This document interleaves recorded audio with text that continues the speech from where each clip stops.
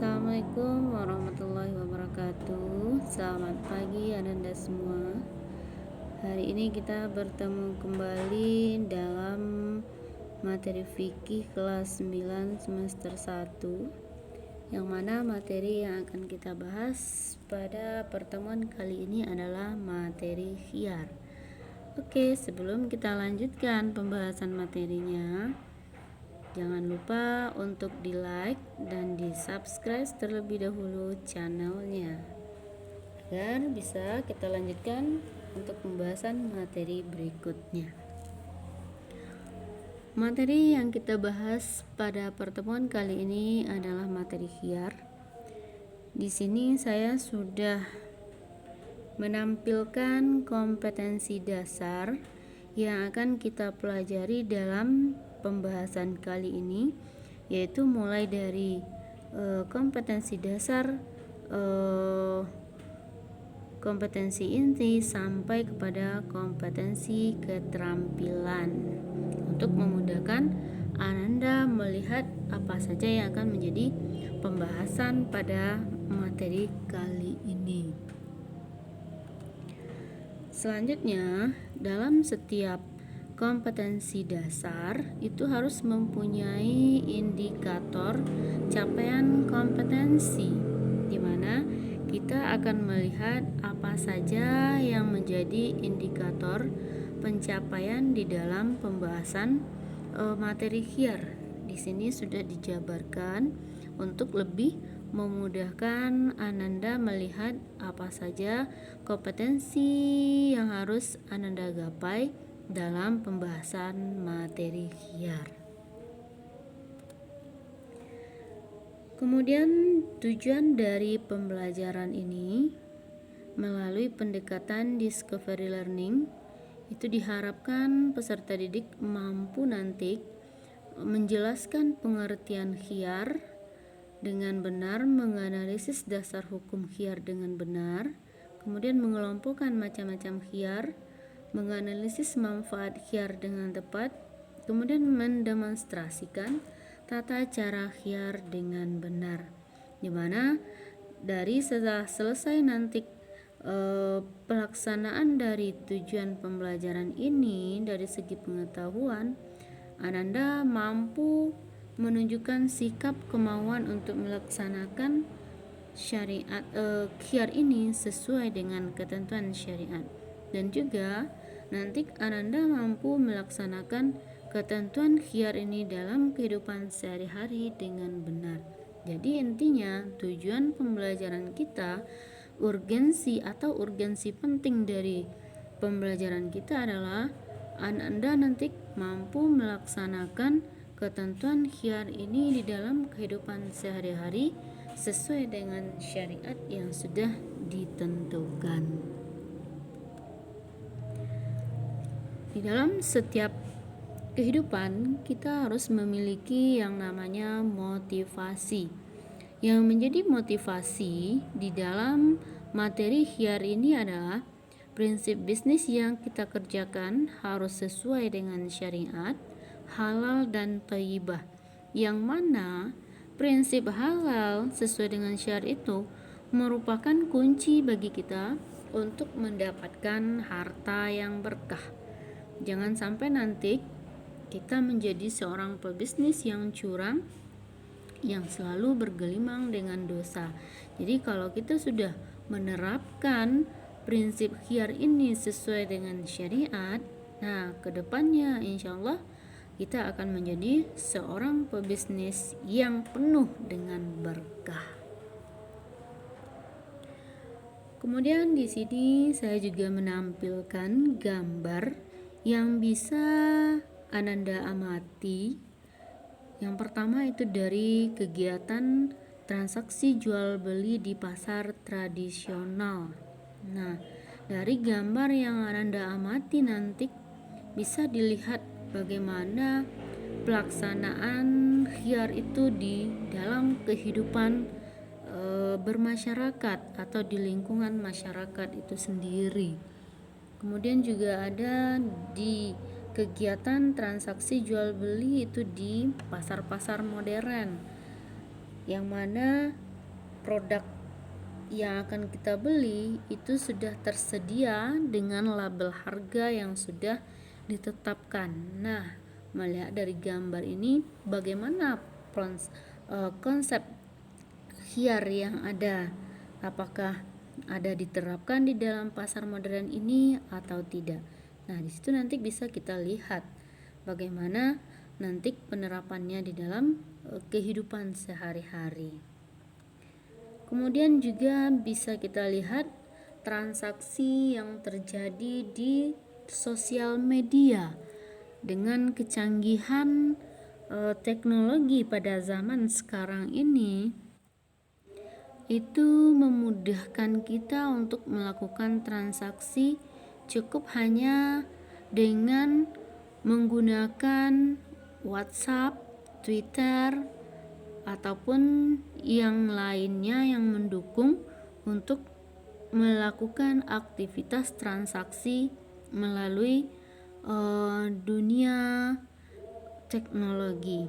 Sesuai dengan tuntutan zaman yang sekarang, apalagi kondisi negara kita yang dalam masa pandemi, itu menuntut kita untuk melakukan aktivitas itu di rumah saja. Nah, sementara dalam kehidupan sehari-hari kita pasti membutuhkan segala sesuatu untuk kebutuhan hidup, baik itu kebutuhan pokok, pangan maupun sandang.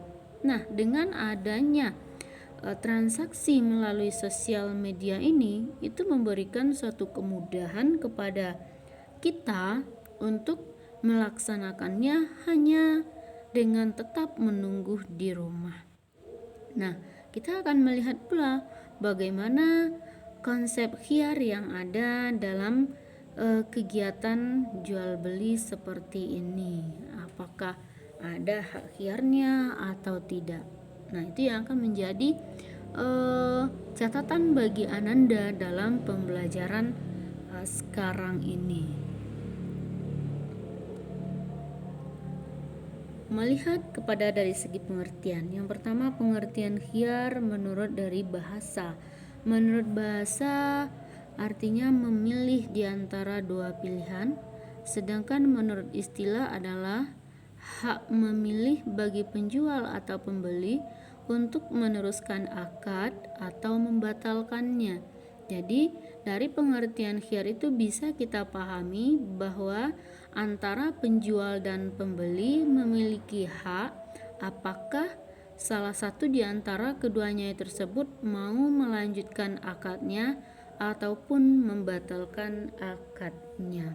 Itu yang dari segi pengertian.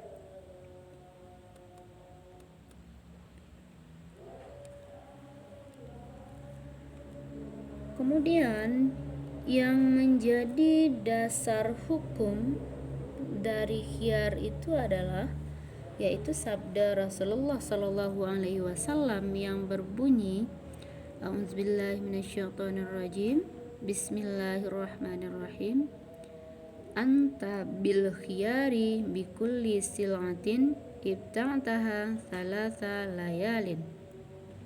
Rawahul Baihaqi wa Ibnu Majah, yang artinya engkau berhak khiar dalam tiap-tiap barang yang engkau beli selama 3 malam.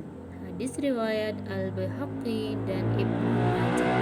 Jadi intinya dari dasar hukum khiar ini bahwa kita boleh melakukan khiar baik itu antara penjual maupun pembeli, yang mana waktu atau tenggang waktu untuk melakukan khiar itu selama 3 hari. Kemudian macam-macam khiar. Khiar itu terbagi kepada 4 macam.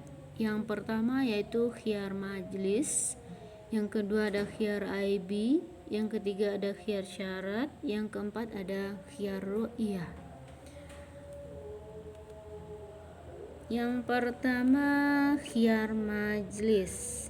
Nah, yang dikatakan dengan khiar majlis adalah hak yang dimiliki oleh penjual dan pembeli untuk meneruskan transaksi atau melakukan pembatalan selama kedua belah pihak masih dalam majelis jual beli.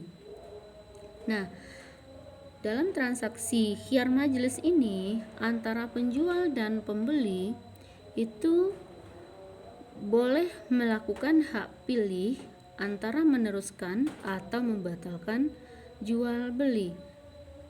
Namun kedua belah pihak ini masih berada di dalam majelis yang sama atau di antara salah satu di antara keduanya belum berpisah. Jadi ketentuan dari khiyar majelis adalah mereka masih di dalam satu majelis.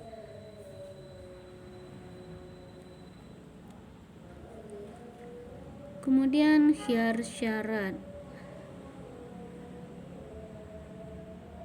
Hak pembeli atau penjual atau keduanya untuk melanjutkan atau membatalkan transaksi selama masih dalam masa tenggang yang disepakati kedua belah pihak, yang mana syarat waktu yang dibatasi itu adalah selama 3 hari sesuai dengan dasar hukum dari khiyar tadi, yaitu hadis riwayat dari Al-Baihaqi dan Ibnu Majah. Jadi waktu yang diberikan untuk tenggang dalam khiyar syarat itu adalah selama 3 hari.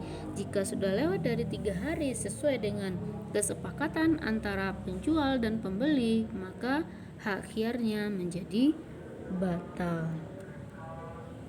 Kemudian khiyar IB. Khiyar IB adalah hak untuk meneruskan atau membatalkan transaksi apabila setelah akad berlangsung diketahui ada cacat pada objek jual beli yang tidak diketahui oleh pembeli saat melakukan akad. Apabila seseorang membeli suatu benda atau suatu barang setelah terjadinya akad tanpa mengecek terlebih dahulu dan ternyata baru kelihatan kalau barang yang dibelinya itu ada cacatnya, maka pembeli berhak memutuskan untuk mengembalikan barang yang telah dibelinya tersebut jika diketahui barangnya itu memiliki cacat. Nah, apakah mereka tetap bisa melangsungkan akad jual beli atau tidak? Itu tergantung nanti kepada penjual lagi. Apakah si penjual mau menerima keluhan yang disampaikan oleh pembeli atau tidak? Kalau seandainya si penjual mau menerima keluhan si pembeli dan si penjual menawarkan mungkin dengan cara menukar barang dengan yang baru, maka transaksi jual beli bisa dilakukan. Tapi kalau tidak, maka transaksi jual beli akan menjadi batal.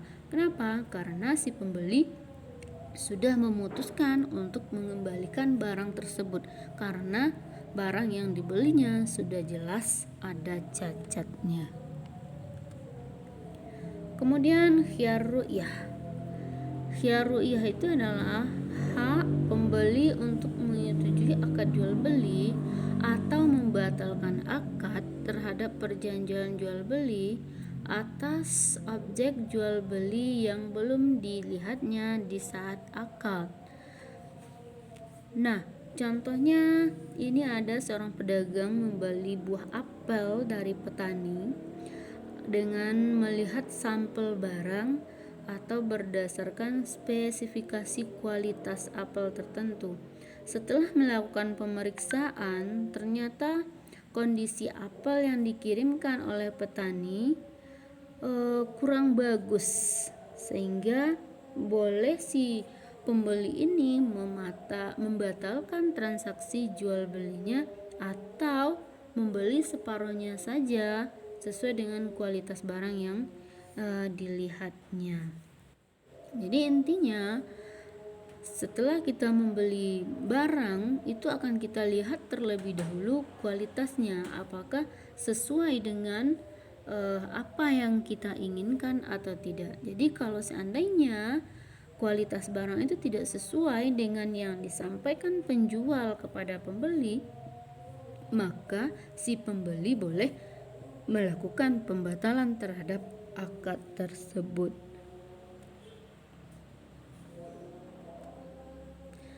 Nah,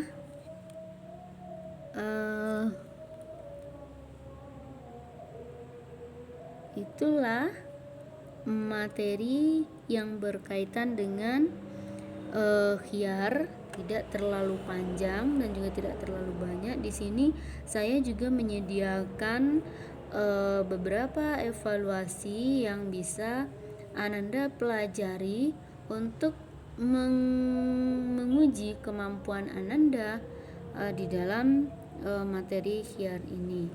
Jadi di saat Ananda membaca materi ini, Ananda sudah langsung bisa melihat evaluasi yang berkaitan dengan materi khiyar. Demikianlah untuk penyampaian materi kita hari ini. Semoga bermanfaat buat semua dan sampai jumpa lagi pada kesempatan berikutnya. Kita stop dengan mengucapkan Assalamualaikum warahmatullahi wabarakatuh.